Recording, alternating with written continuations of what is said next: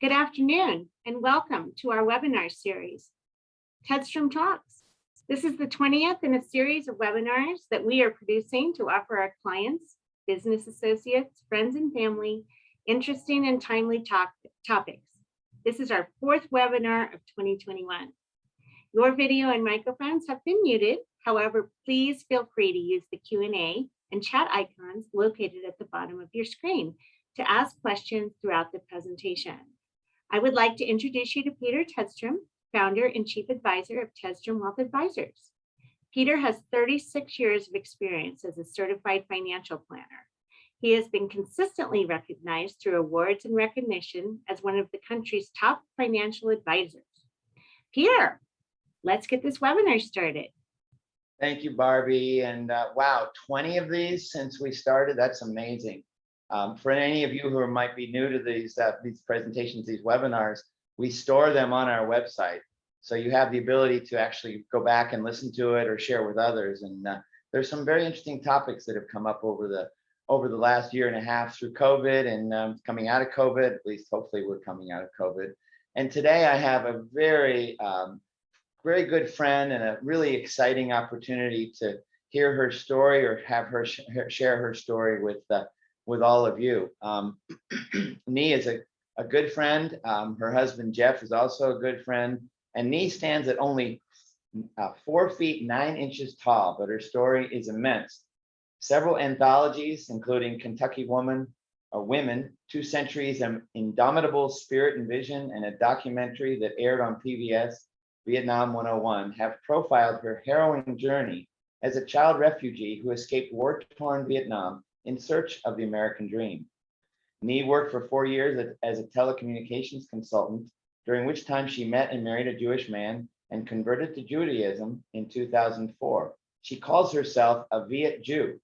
Nhi has 2 beautiful children, and she has raised to embrace Vietnamese and Jewish cultures.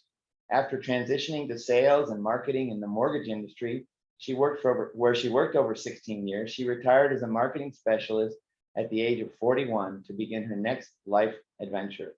Since then, she has been a mediator and interpreter. She also volunteers her time as mediator for courts and the Better Business Bureau, as well as being an active member of Toastmasters.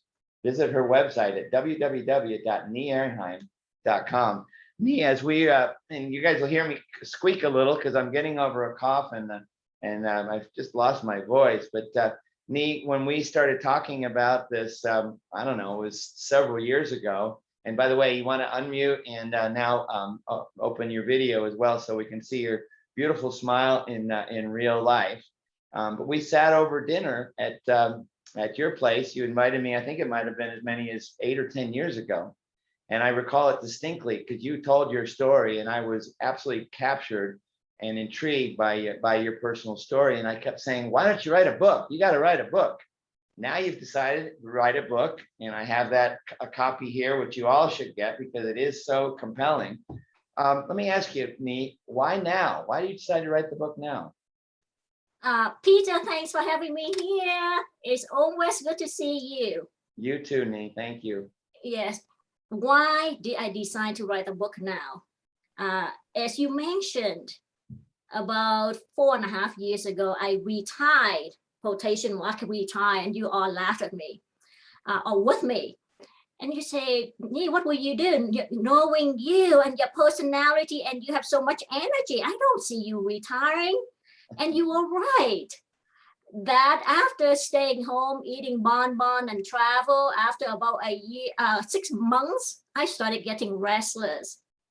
And I decided that I didn't want to grow old, just sitting around playing tennis and having lunch with friends. And I didn't want to go through life that way. And one day, I talked to the children and they said, Mom, you retired, you have plenty of time to write down the story about your childhood and your background. They said, over the years, you told us a glimpse of your story, a little bit here or there, but you never told us the whole story, very much similar to you, Peter. You make that comment. And they said, why don't you consider writing it down? so that we would know about our heritage as a Vietnamese Jewish family. And for 30 years, I kept pushing it aside. People asked me to write a book or suggested I should write a book, and I always put it in the back burner. I said, yeah, no. But when you have your children coming to you and ask you that question, and the fear of me thinking that my children might not know their legacy, they might lose their roots. And it scared me. I decided to write out the story just for the children initially. Once I finished, and I know that our country has so much division in politics and it's just a nut house the last several years, okay? And I said, maybe our country needs more stories about unity, tolerance, and how we can work together for a common good. And that's why I decided to share my story above and beyond my family. Wonderful. Well, we are the benefactors of that story. And again, as I've said to you all, I highly suggest you read the book. Nhi, there's a lot of personal information in here, personal and intimate stories about family, some stories about some abuse, how you had to deal with your mom when you came over to the United States. I assume everybody's read your book. All of your family members have read your book. Is that true? No. I just presented my book to my biological mom for, I think, 2 months ago. And since she doesn't read English, she was shocked when I showed her the book. And what I did was I showed her the book, and she looked and she said, it's all in English. I don't know how to read English. And when I opened the book insert, and there was a photo of my family and my missing brother, whom we never heard of after he escaped Vietnam, and my mom started tearing up. She said, oh, you wrote about our family. And I said, yes. And that's when she told me, she said, I'm very proud of you. Well, that's wonderful. And she should be. And at the same time, I know there were some conflicts because you came over to the United States. You found an adoptive mother at 12 years old. And your mother wanted and encouraged you to leave and get out of Vietnam. And at the same time, I think it was hard for her to let go of her beautiful daughter and know that you now were becoming American and Jewish all at the same time. Yes. For those who haven't read the book, the summary is I escaped Vietnam as a child refugee at 12 years old. And this reminds me of the timely issue we have now with Afghanistan. When I immigrated over to Kentucky, the South, I was adopted or taken in by a Christian family. And after that, as I grew up, I met a Jewish man. I fell in love, we got married.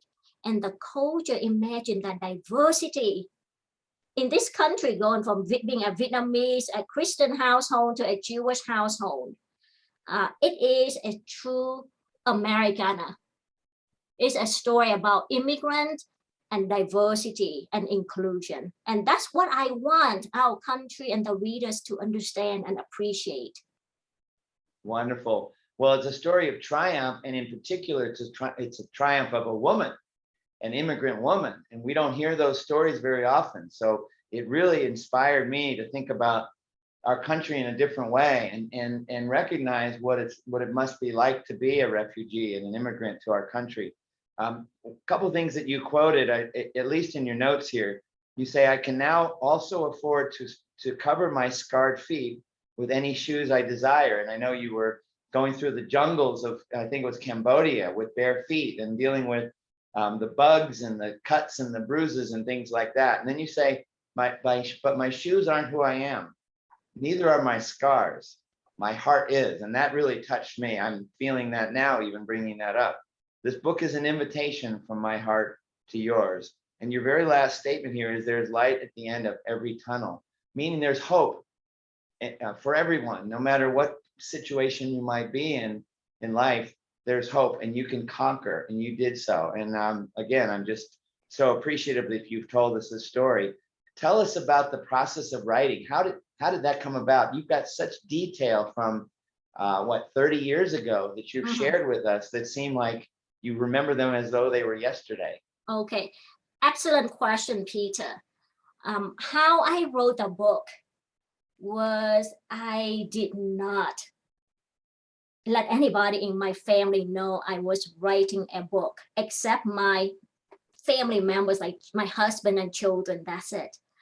The reason is I did not want them to influence my story and my thinking. Because imagine if somebody contacts you and say, I'm thinking of writing a book about Peter. You know, one part of my story is about Peter. And of course, you want them to write nice things about you.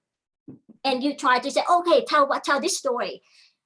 So I did not tell my families I was writing a story. But what I did, and I found the power in doing this, is when you share with the family that, oh, I'm just writing down a couple of things about because the children asked about my childhood and our home when we grew up during this time.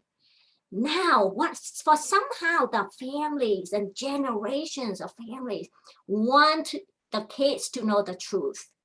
They want to share the story and try not to influence my thinking or my writing, because they didn't know I was writing. It's about sharing to the next generation of children. And because of that, I was able to get a true story. Yes, I remember the story. I just said, oh, I remember this part of our childhood. I'm not sure if this is really right. My memory served me right. And they told me, oh yeah, that's right. Or this portion, no, that's not completely correct. And that's how I wrote the story. Interesting. And, yes. So you have a lot of information in this book, and I'm remembering now back, you were an entrepreneur at 12 years old, or even younger than 12 years old, selling cigarettes on the streets of Vietnam, and then turning that into a business. And then, of course, you came to the United States and you were a consultant and you sold mortgages for a while. Tell us about how that all came about. How did you get to this place of being a natural entrepreneur, and how did that come about in Vietnam? So your question is whether it's nature versus nurture. Was I born this way, thinking about how to make money, how to create businesses? My children asked my birth mother that question when they last saw her a couple of months ago. They said, was my mother born this way?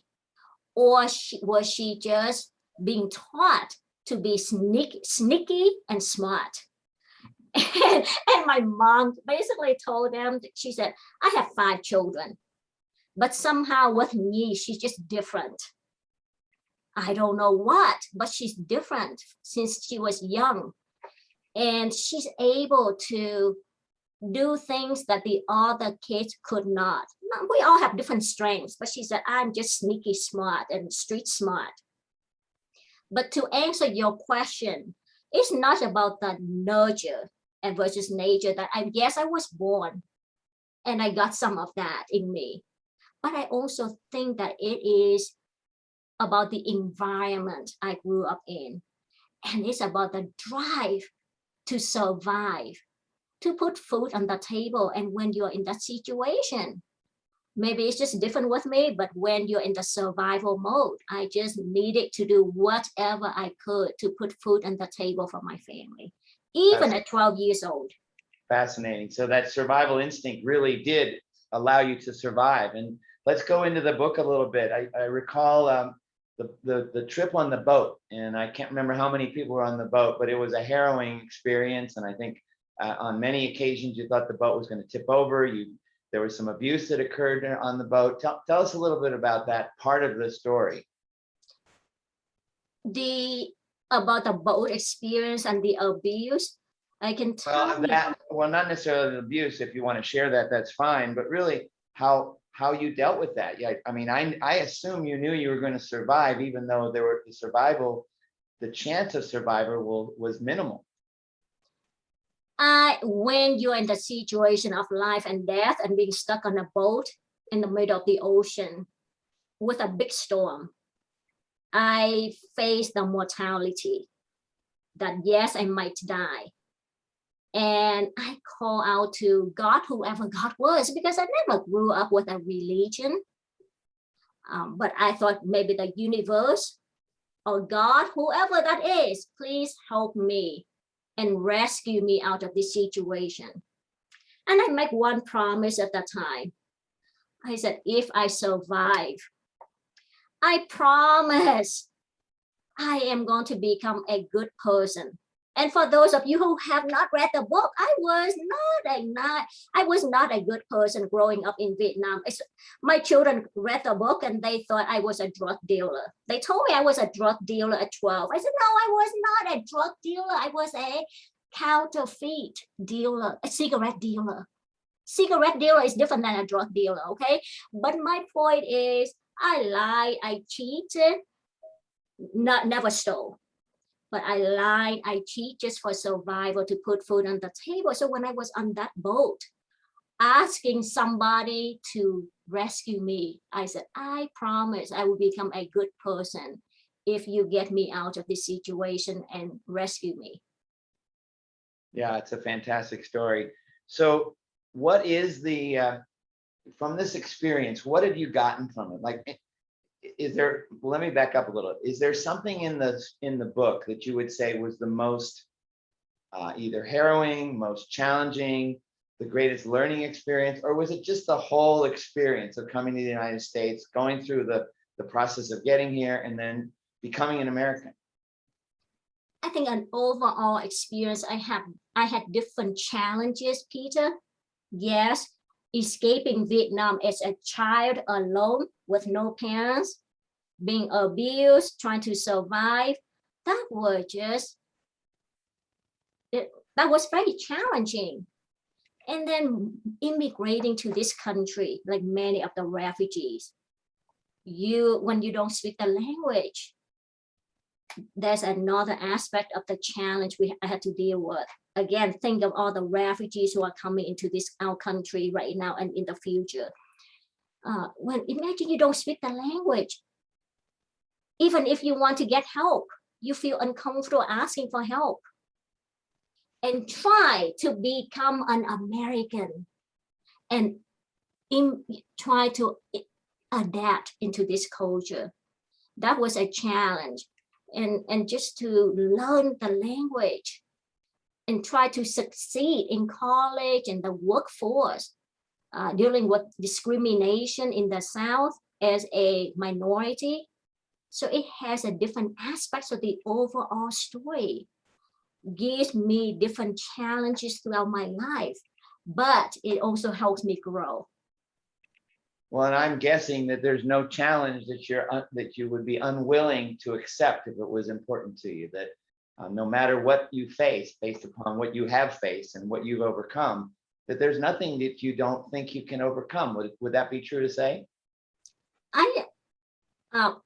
I think that I just get bored when life just go through, I have nothing. I just need a challenge. And I have this mindset, Peter, that when certain situations are being thrown at me, I accept the challenge and I can overcome it. Yeah, you even accepted the challenge of becoming Jewish and learning about all the Jewish customs and then carrying those forward to your children, who I believe have all had their bat or bar mitzvahs. Mm-hmm. Tell us a little bit about that. You mean the conversion process? Yeah, how that went, how you decided to do that. I know Jeff is Jewish, and I know that was a big part of it, but tell us a little more about that. Yes. At the beginning of my marriage, I told Jeff that I was going to marry him, but not to convert. But I gave him my commitment. I'm going to learn as much about Judaism as I can, so that I would raise the children when the time comes.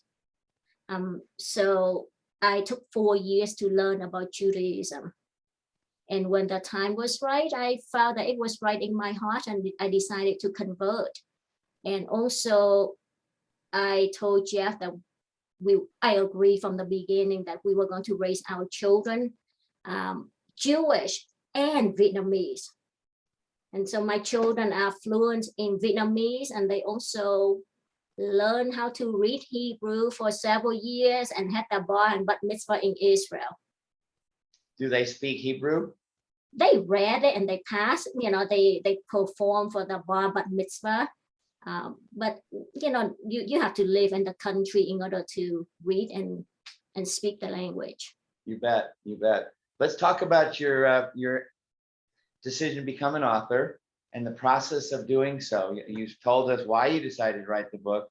Now, what did you do to get published, and what kind of advice might you have for some aspiring writers that are out there? Okay.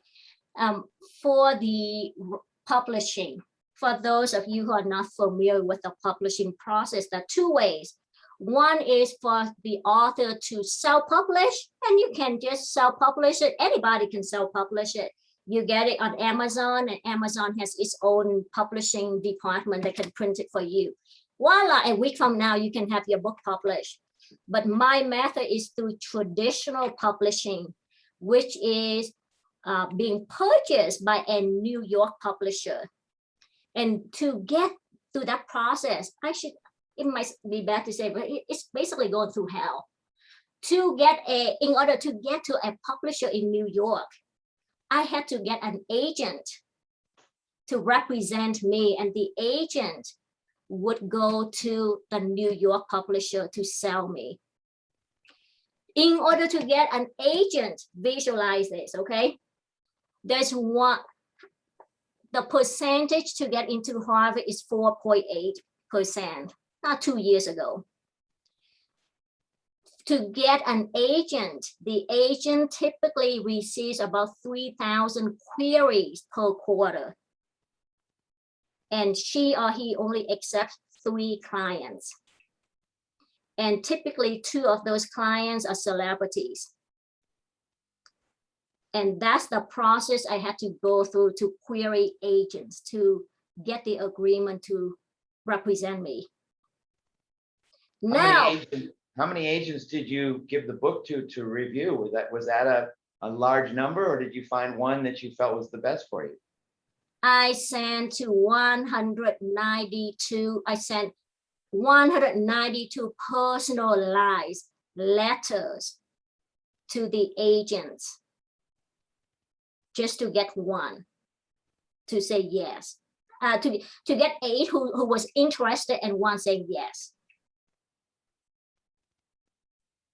So you got 1 to say yes, or were there more than 1 that said yes to you?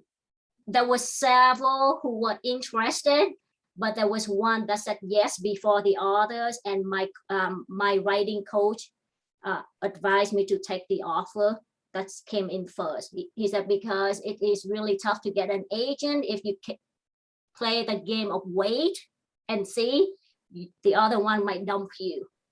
So it is a nail-biting experience trying to get an agent. And now guess what happened? The agent has to do the same thing with the publisher. So you sit around and imagine that in New York, there are only several major publishers. You don't have 200 publishers to create too. So guess what? If one publisher, when all the publisher denies you, guess what happened? It is similar to somebody who got divorced 5 times or 6 times. And then they say, what's wrong? And now you have no one else to take you because they said, something is wrong with your book. Because if it's not something wrong, why would the other, people rejected you? Something must be wrong. So that's going through that process with my agent and getting rejection. And all you can think of, okay, how many more publishers are available in New York? And you sit there and praying that, that final one will not reject you. So now you understand the pain. Yeah. So you get accepted by one agent, you get accepted by the publisher, you now get published. You must be thrilled, or must have been thrilled through this process each time you got a yes, with many people as you reached out to get those yeses and to finally get published. Yes. I suspect you had a bottle of champagne that night. We went out to celebrate. Yes. I'm sure you did. Mm-hmm. So let's go back to the book a little bit and talk about we talked about some of the challenges and the harrowing experience being on the boat and walking through the jungle and so forth. What was the most fun part to write? I think the most fun part for me to write was about the story of how I met my husband. And if when you think of the parents writing a story about the children, for their children, and imagine if you have the book the story in writing, and one day when the kids talk to their friends and children, and they just said, this is how my parents met, this is how your grandparents met.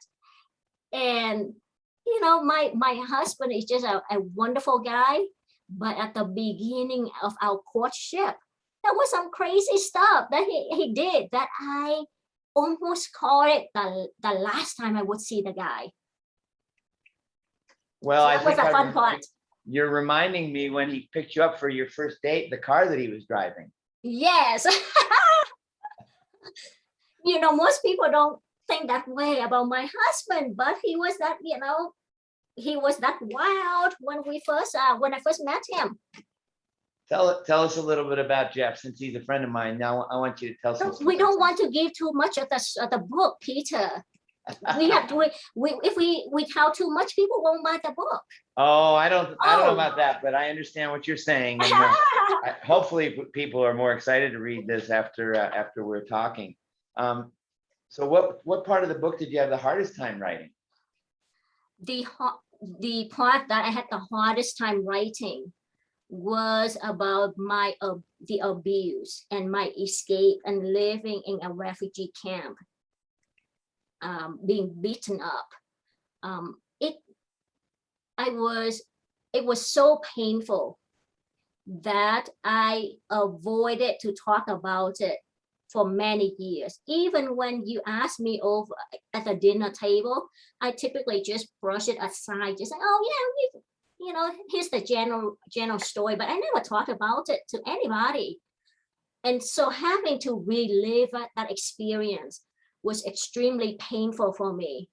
And for 2 years, I wrote my book between midnight and 5 a.m.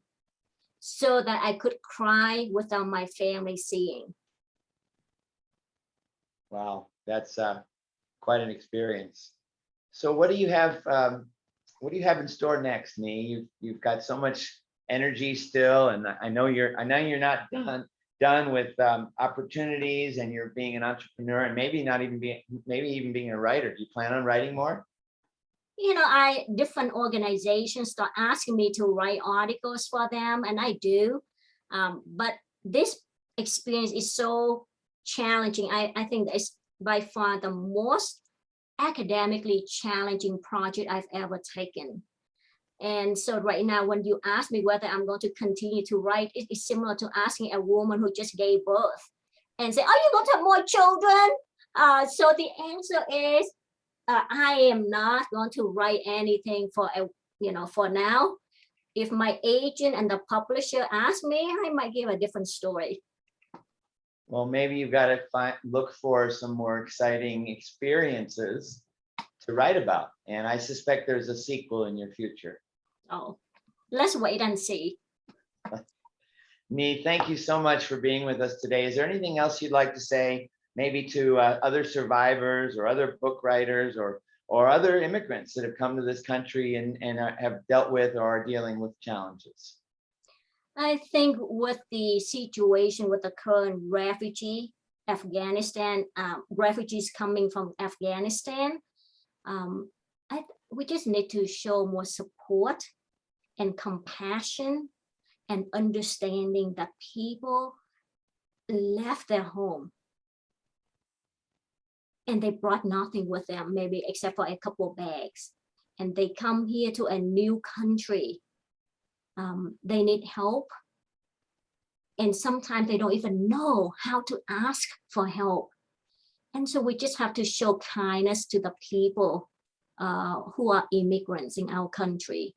And that if we give them, shine some light and kindness, and I can tell you, just like me, this is what the UNICEF the UNICEF USA president and CEO wrote about my book. he said, hopefully when we do that, it gives us an opportunity to know that all the refugees will turn out to be like me. And we will be able to make a difference in our country as immigrants. Wonderful. So other than being kind, what can we do? Are there charities that support immigration and immigrants? Are there other organizations that we should know about? I know that we have several refugee organizations supporting refugees in Colorado, in Denver. And so you can just Google search it, reach out to them. I know that some Afghans folks are start coming to Denver now.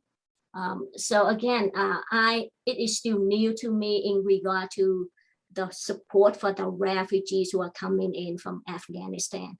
Yeah, we're going to see a lot of them. And, you know, hearing your story and reading your story really gave me a much higher sense of compassion for what it must be like and what it is like for those immigrants and those refugees. That it's they're alone and they're scared and they're uncertain. And if we can lend a hand in one way or another, I think that's a wonderful lesson that I'm learning from the book that you've written.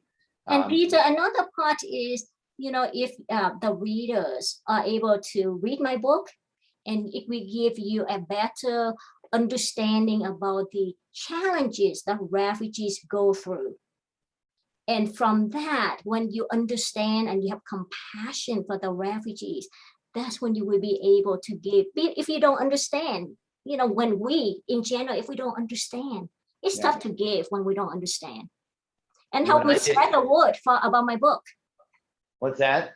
And I said, another part is read my book, have a better understanding about the challenges that refugees go through, and help me spread the word about my book so more people understand about this situation. Yeah, I think that's a great concept. And when I was reading it, I imagined what it would have been like to be you. And I think when we can put ourselves in someone else's shoes, a reminder that the name of your book is Souls of a Survivor, because you didn't have shoes when you're coming across Southeast Asia, that when we can put ourselves, or at least attempt to put ourselves in the shoes of others, or in the life of others, I think we can develop a lot more compassion. I'm going to move on to some questions, and Julie has given us a question. She says, this was especially meaningful for me today. Challenges come in all forms. Hope is the answer for getting through them. Love and the story of refugee life and preparing to welcome them. So there's not really a question there, but there's a statement. And before we wrap up, if there are any other questions, please click on the chat button and write it out. I'd be happy to ask Nhi those questions before we wrap up. And I'm going to remind everybody, it's called Souls of a Survivor, a memoir. It's written by Nhi Aronheim. And Nhi, I believe we can get it on Amazon or at your local bookstore.